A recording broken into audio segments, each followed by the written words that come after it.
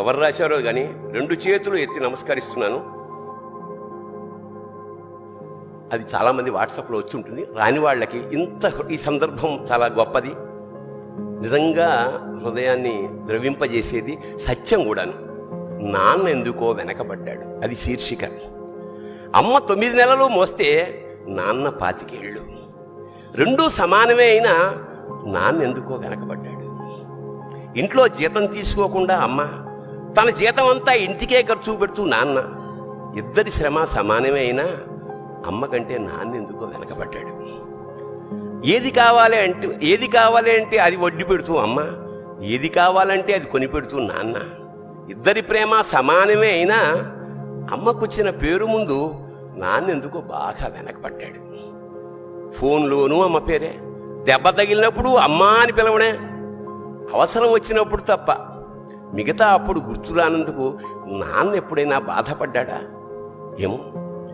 ఇద్దరూ సమానమే అయినా పిల్లల ప్రేమను పొందడంలో తరతరాలుగా నాన్న ఎందుకో వెనకబడ్డాడు. అమ్మకి మాకు బీరువా నిండా రంగురంగుల చీరలు బట్టలు, నాన్న బట్టలకు దండెం కూడా నిండదు.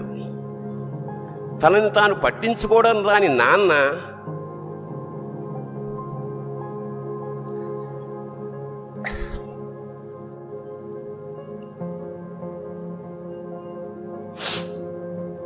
ఎందుకో మాకు కూడా పట్టనంత వెనకపడ్డాడు. అమ్మకి అన్నో కొన్నో బంగారు నగలు, నాన్నకి బంగారం అంచున్న పట్టు పంచి ఒకటే.